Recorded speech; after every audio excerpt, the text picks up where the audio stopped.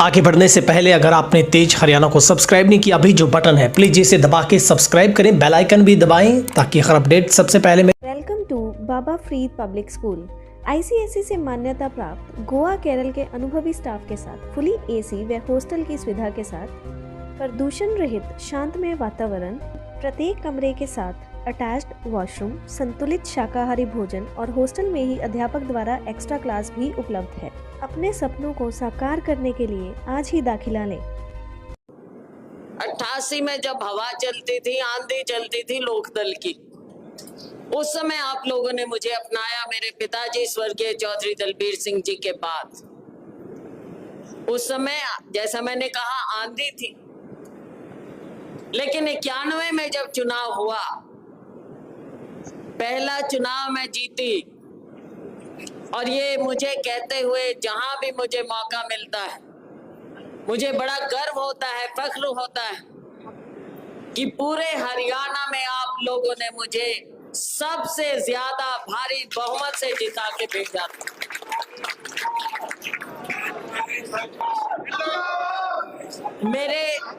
मेरे पिताजी के राजनीति की उनके जीवन की नींव आप लोगों ने रखी थी। पुराने हिसार जिला था ये, और मेरे राजनीतिक जीवन की नींव भी आपने रखी।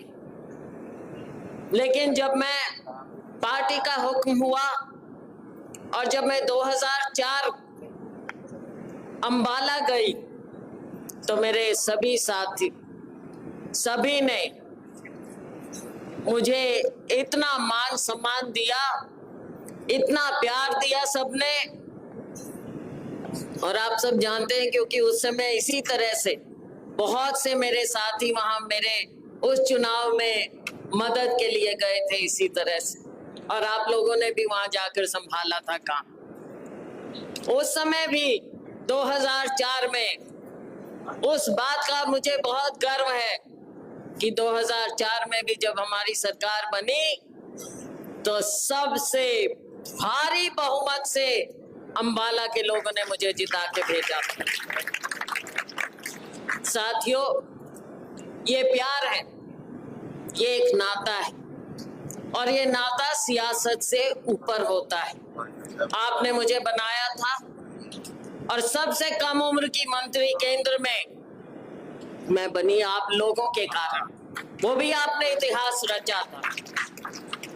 और 2004 में अंबाला ने मुझे जिताया, 2009 में जिताया, और मुझे केंद्र में कैबिनेट मंत्री बनाया। साथियों, ये जो साथ है हमारा, देखती हूँ, सबसे मिलती हूँ तो मेरा मन भर आता है, क्योंकि बुजुर्ग हैं, नौजवान हैं, कोई किसी के पोते हैं, कोई किसी के नाती, और सब प्यार से आके जब मुझे बताते हैं कि हम तेरे पिताजी के साथ थे, मेरे दादा आपके पिताजी के साथ थे, मेरे पिताजी आपके साथ थे, हम आपके साथ आए, हम छोटे छोटे थे, हम आपके नारे लगाते थे, बहुत प्यार मिलता है साथ।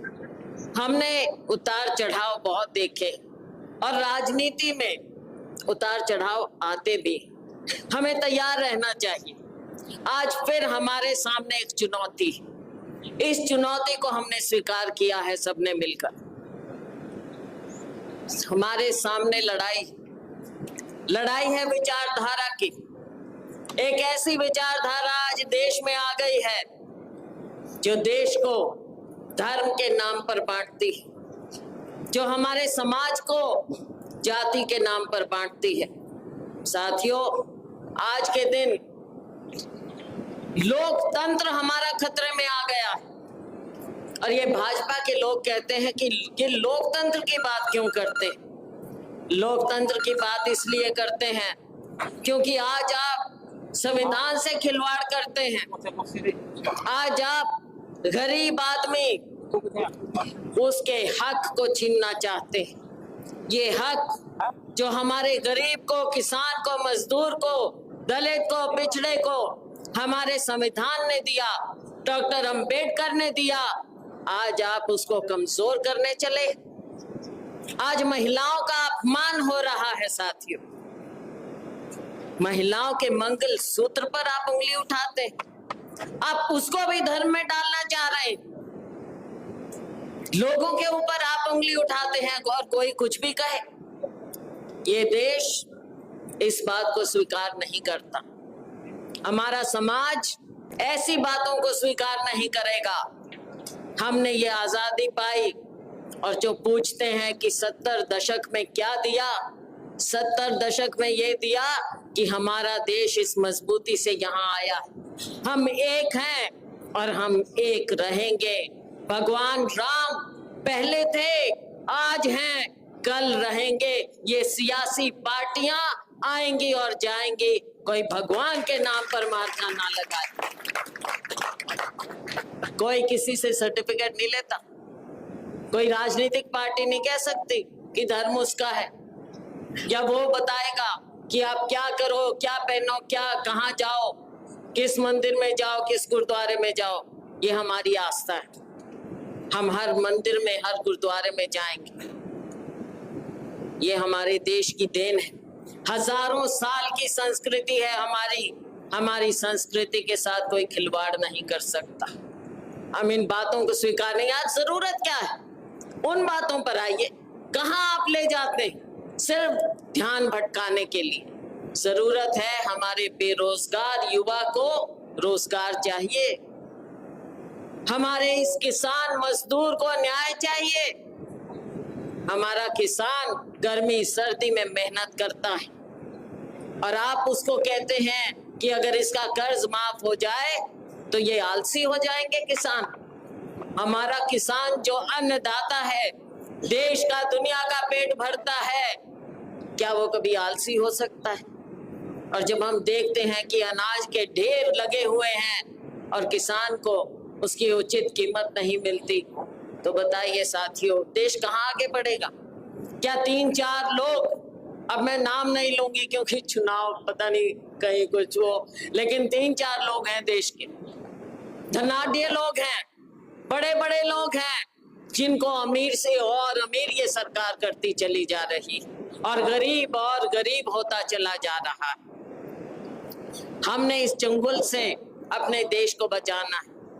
हरियाणा में अनेकों बातें हैं, सारे लोग त्रस्त हैं, महंगाई आसमान को छू रही, मुद्दे बहुत हैं साथियों। गरीब के, किसान के, मजदूर के, हर एक वर्ग के, छोटा दुकानदार, छोटा उद्योगपति है, सभी लोग मरते जा रहे हैं। जीएसटी के जंजाल में फंसा दिया। ज्यादा कुछ नहीं कहूंगी। आज हम ये कार्यक्रम कर रहे हैं हमारे साथियों के साथ मिलकर। अभी एक छोटा सा रोड शो भी करेंगे हम यहाँ। आप सभी साथियों से गुजारिश है कि आप उसमें आइए। अब दोपहर के बाद सिरसा में रोड शो करेंगे और कल पूरे फतेहाबाद जिले में नरवाना तक हम जाएंगे। फतेहाबाद, रतिया, टोहाना, नरवाना, आखिरी छोर है कहाँ डबवाली, कहाँ एलनाबाद, कहाँ नरवाना, सारा आपका ही क्षेत्र है, सारा आपका क्षेत्र है।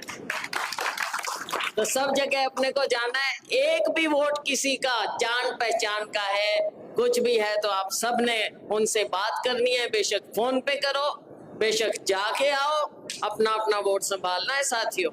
आज राहुल गांधी जी, खड़गे जी आपको न्याय देना चाहते हैं। हमारा पर्चा है, आपको बांटेंगे हम 1 तारीख के बाद। 5 न्याय की जो योजना है वो घर घर बांटनी है।